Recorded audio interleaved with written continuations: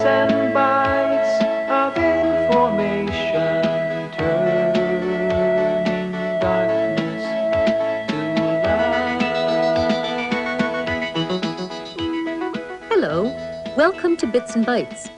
In this episode, we're going to look at the microcomputer in the workplace, where the two most widespread applications are word processing programs and the VisiCalc type of program, the electronic spreadsheet. What's an electronic spreadsheet? Sounds like a new sort of electric blanket. No, a spreadsheet is just a large worksheet with columns of numbers, and it's used for any kind of planning, whether you're planning your own personal budget or the finances of a small business. And this sort of thing can be done many times more quickly on a computer. Now, what's word processing? I'm not even sure I know exactly what that is either. Well, word processing is really a very fast and convenient way of composing and editing text. Let's have a look at a typical word processing program. There's one already set up on the IBM computer. Yes. IBM personal computer. Insert storage diskette in drive B. Ah, here we are.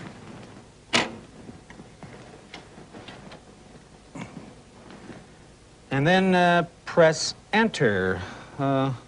Where's enter? It's the large key with the arrow bent to the left. Oh, here we are. Ah, Easy Writer file system. Edit a file.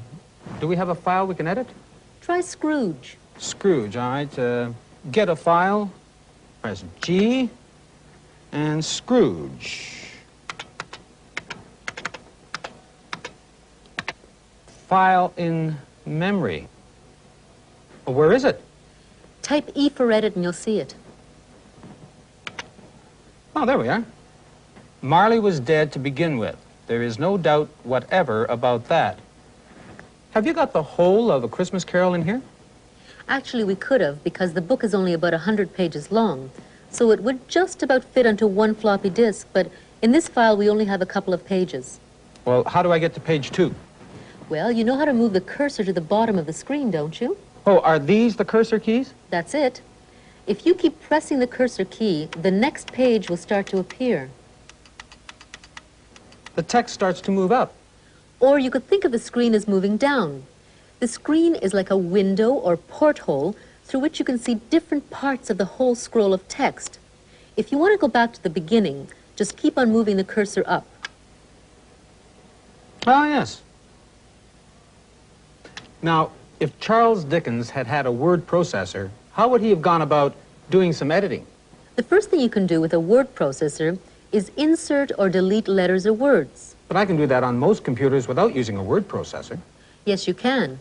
But if you try to insert or delete whole sentences or paragraphs, you'll be in trouble. And yet that's very easy with a word processor. Suppose you want to insert a sentence after Marley was dead to begin with. All right. Move the cursor to the space in front of the word there.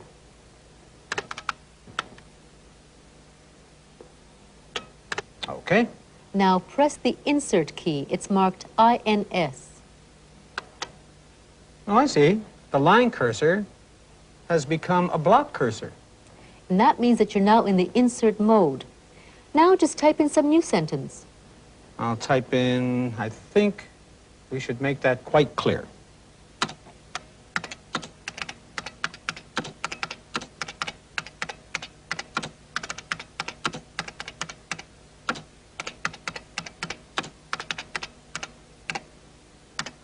I see. So the new sentence just pushes all the rest of the text along to make room for itself. And you could insert a whole paragraph. Then the entire page would move down. And to delete, what do I do? If you want to delete the same sentence, you position the cursor over the first letter. Okay. And hold down the delete key, the one marked DEL. Oh. It's like shunting trains around. And I noticed that it also automatically wraps your words around at the end of the line so that you can keep on typing in a continuous stream. And when you finish your typing, you can save it on a cassette or disc so that you can bring it back and change it whenever you want. So Dickens could have kept all his manuscripts on disc. Some writers are doing that nowadays, or even delivering them straight to their publisher on disc. But the computer gives you several choices. If you have a modem, you can send your text along a telephone wire. Or, if you have a printer, you can print it. Well, I know how a modem works, but I've never actually used a printer. Press the key marked F10 to get back to the menu. Okay. And now press F2 to start printing Christmas Carol.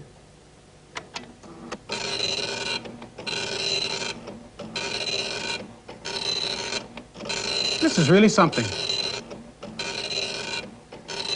To stop the printer, press F7. Unbelievable.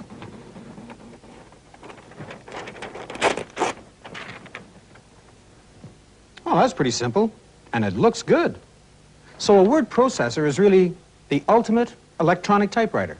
It's not so much an electronic typewriter as an electronic office. Let's compare an ordinary typewriter with a word processor, and you'll see the difference. When you come to think of it, an ordinary typewriter is a pretty limited device. You type in some words, and all it does is give you a paper copy.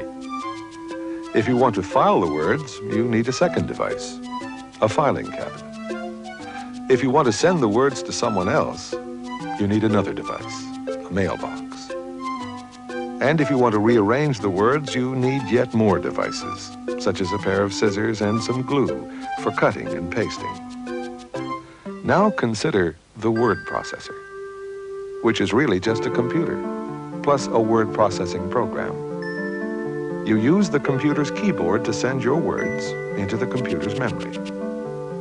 And you use the computer's screen as a window on these words, so that you can see what you're doing as you use the word processing program to cut and paste the words to your satisfaction. And then there are several things that you can do. You can file the words on one or more storage disks. You can print them on a printer, and you can pass them onto a modem to be sent to some other computer. This means that once you have a word processing system, you really have a self-contained little office with its own built-in typewriter, filing cabinet, mailbox, and scissors and glue, all rolled into one. So a word processor can be my own little office, and I can do all my rough drafts and rewrites on the computer screen itself. So it must save a lot of paper, too. But a word processor is more than just a way of saving paper by letting you correct text on the screen. Let me show you something else that it can do. There's a famous speech from Julius Caesar already on file. Oh, good. I'm going to get a chance to edit Shakespeare. Okay, now type G. What's the name of the file? Caesar. Okay. The file is now in the computer. To see it, type E for edit. Okay. Ah, yes, this is familiar. Friends, Romans, countrymen, lend me your ears. I come to bury Hamlet, not to praise him. Wait, Hamlet, wait, what's Hamlet doing here? We deliberately substituted Hamlet every time the name Caesar appears so that you could see how a command called search and replace works. This command is on another menu that you can call up by typing F4. F4? Type S for search and replace. Ah, I see. Search for Hamlet, I guess. Okay, here we go. Search for Hamlet. Replace with Caesar. And all or some, all. Oh my gosh, look at that. What kept it? It's a busy little cursor, isn't it? You know, Shakespeare would have loved this. And I can see how it could be really useful.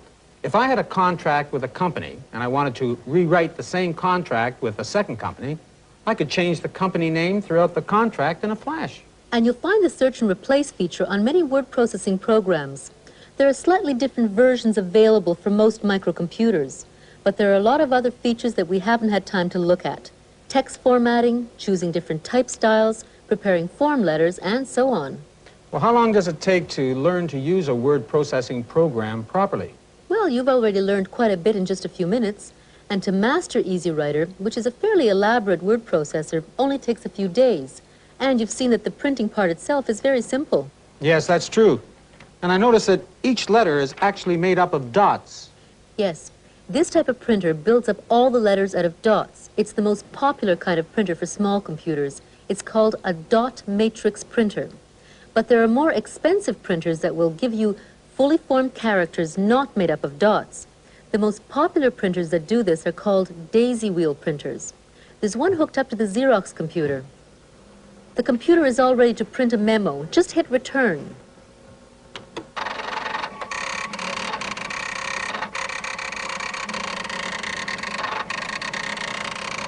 Tell me, why is it called a daisy wheel?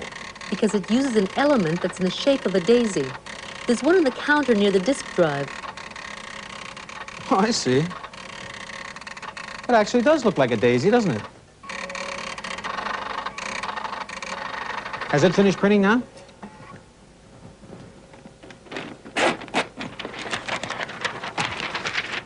Oh, yes, there's a big difference between fully formed characters and the dot matrix characters. And I can see that the fully formed ones look better for business letters. Yes, on the other hand, dot matrix printers can build up anything out of dots, different type styles or even pictures if you want. Well, I suppose it's the same principle as building up pictures on the screen with pixels. That's right. But to print really good line drawings, plans, diagrams, and so on, you'll want to use a different device, a plotter. A plotter. What's that? Let me show you some examples. On one of our visits to Hewlett-Packard, we were given a demonstration of several different kinds of computer plotters.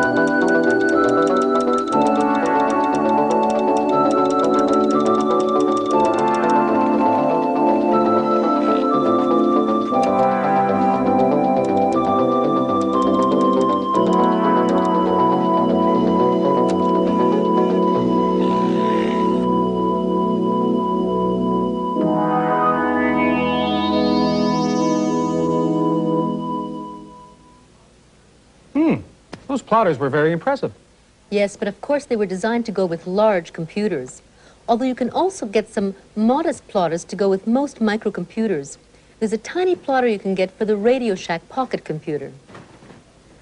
Oh, this really is small. Well, how do I get it to draw something? It's all ready to draw a little house. Just turn it on. Okay.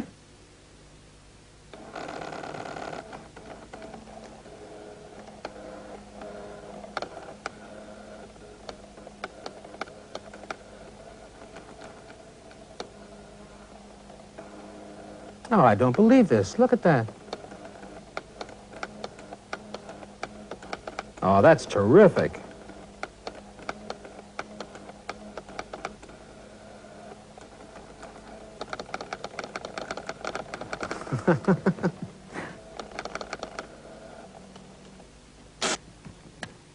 Well, isn't that nice? Thank you. The house that Billy drew.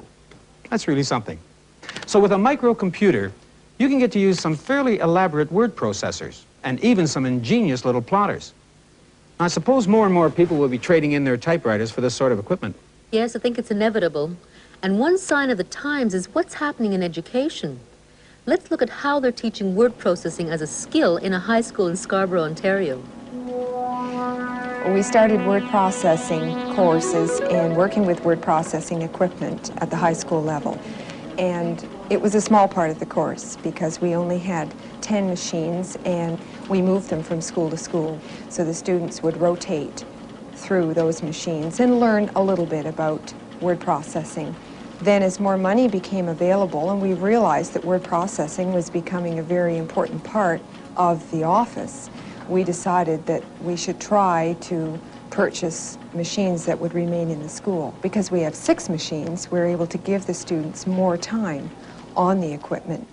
I would say that we're trying to incorporate word processing into our courses at the senior level to a very large extent. We don't want it to become an isolated part of the course. It has to be very much an integral part of their course, and to give them the concepts behind word processing.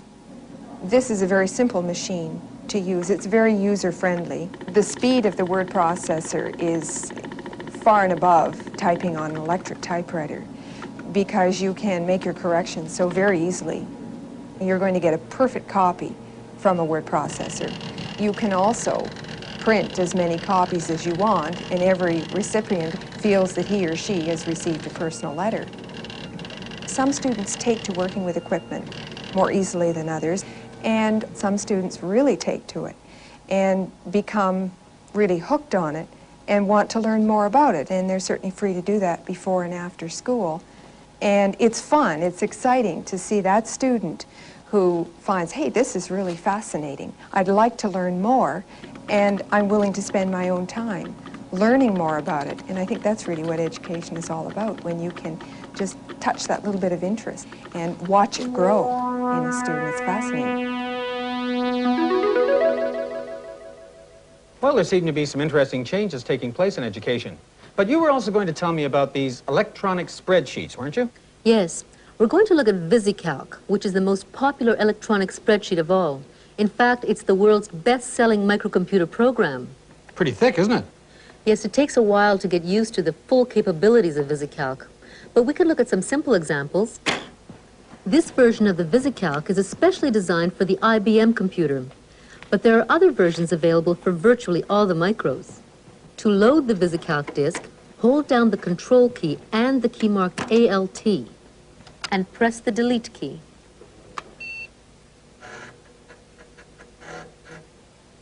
So this is what an electronic spreadsheet looks like. Well, this is what the top left-hand corner of an electronic spreadsheet looks like. The complete spreadsheet is much larger. I'll show you. There's a cursor. Do you see it? It's the green rectangle at the intersection of column A and row 1.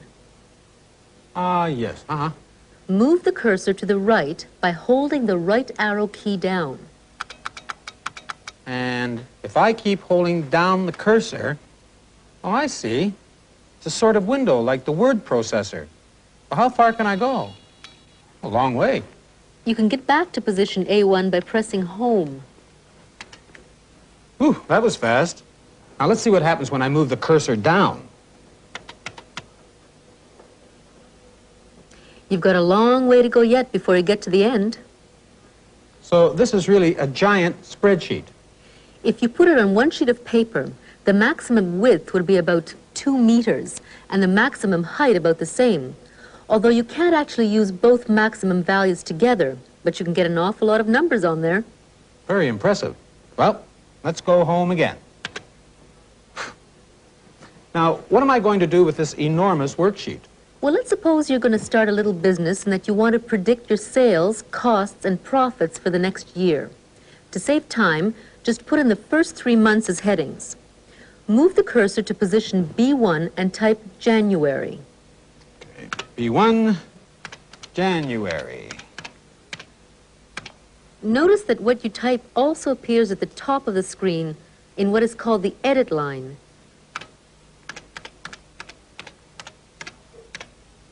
And now I move to D1, and that would be March.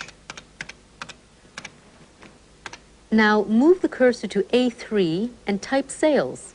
Okay, A3, sales. Then I'll come down to A5, and that will be costs.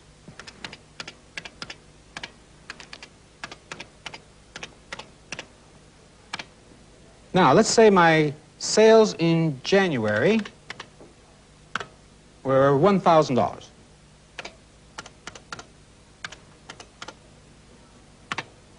Now the costs. What are they likely to be? Well, let's assume that your monthly costs are 60% of sales. Let's have the computer calculate that. I can just type in 600. No, but think about it for a minute. If you went back and changed the 1,000, you'd have to change the 600, wouldn't you? So what do I do? You use a formula, and this is really the key to the power of VisiCalc. Formulas. Well, what do I type in then? 60% times 1,000? Close. Only we write 60% as a decimal fraction, 0.6. Okay, 0.6. Now, where's the multiplication sign? We use a special symbol for multiplication, an asterisk. Oh, okay. Now, 0.6 times 1,000? Well, it's more useful to say times whatever is at position B3 because it might change. Okay. Oh, I get it. It's automatically worked out 60% of 1,000. Now, move the cursor up to B3 Okay. and type in some other figure for sales and watch what happens. All right, then let's pretend that my sales are 1,255.70. Whoa, this is tremendous. Wow, look at that. Now go back to my original 1,000.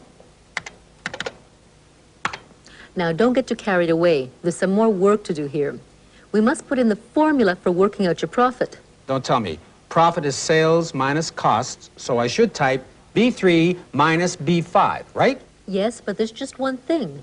VisiCalc likes you to type plus B3 minus B5. Okay, plus B3 minus B5. Hey, that's really something. I understand how it works now. So VisiCalc lets you play with numbers in all sorts of ways. Now, what if my sales are such and such? What will my costs and my profits be? Yes, that's the advantage of VisiCalc. You can get answers to all sorts of what-if questions in a few seconds. We've got a typical household budget already on file. It'll give you some idea of the scope of VisiCalc. The instructions for calling it up are on the card beside you. Oh, here we are. Okay, so SLB, colon.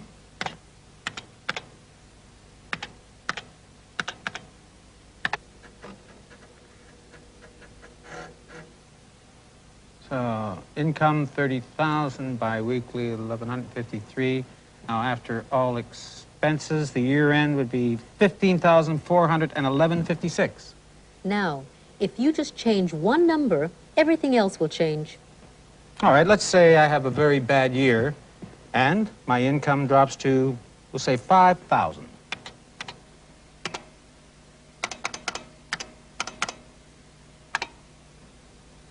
Oh, look at that. That's unbelievable. Now my year end is 2,358.42. But isn't it easy to lose track of what's going on? What if I forget how a particular number was calculated? In that case, you simply position the cursor over that number and look up at the edit line to see the formula that produced it.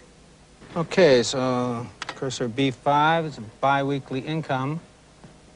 So, the figure B5 is my annual income divided by 26. Well, that makes sense. You know, it would take hours and hours to work all this out with paper and pencil, even if you used a calculator. Exactly. And since the electronic spreadsheet is such a powerful application of the microcomputer, let's have a closer look at it by seeing how it compares with an ordinary spreadsheet. Mr. Micawber once said something to this effect. Annual income $100, annual expenditure $99, result happiness. Annual income $100, annual expenditure $101, result misery. One way to predict our financial happiness or misery is to take a calculator, a pencil, and a spreadsheet, and write the years along the top, and our income, expenses, and profit down the side. If our expenses are 85% of our income, we use our calculator to work out what that comes to, and then use the calculator again to subtract expenses from income to give us our profit. If we expect our income to increase by 10% each year, we use our calculator once again to work that out, and then again to work out our expenses, and then yet again to work out our profit, and on until our fingers are numb. Now look at how it works with an electronic spreadsheet. We don't need a calculator at all, because every one of the 16,000 or so little cells on the spreadsheet comes with its own built-in calculator. To work out income, expenses, and profit for the next 50 years, all we do is give a number to the first calculator, an instruction to the second, another instruction to the third, another to the fourth, and so on. And then we just sit back and watch as a whole army of tiny calculators works out our future happiness or misery in the twinkling of an eye. If only Mr. Micawber had had a computer.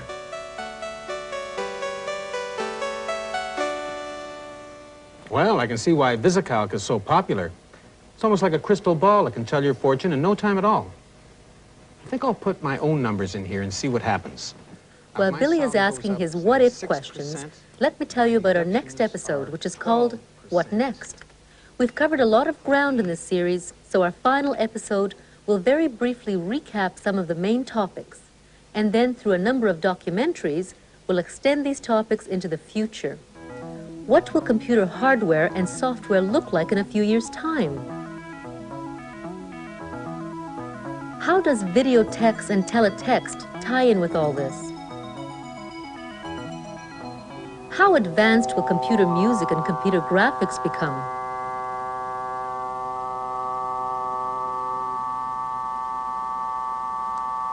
Until next time, I'm Luba Goy for Bits and Bytes. And I'm Billy Van, and I'm broke.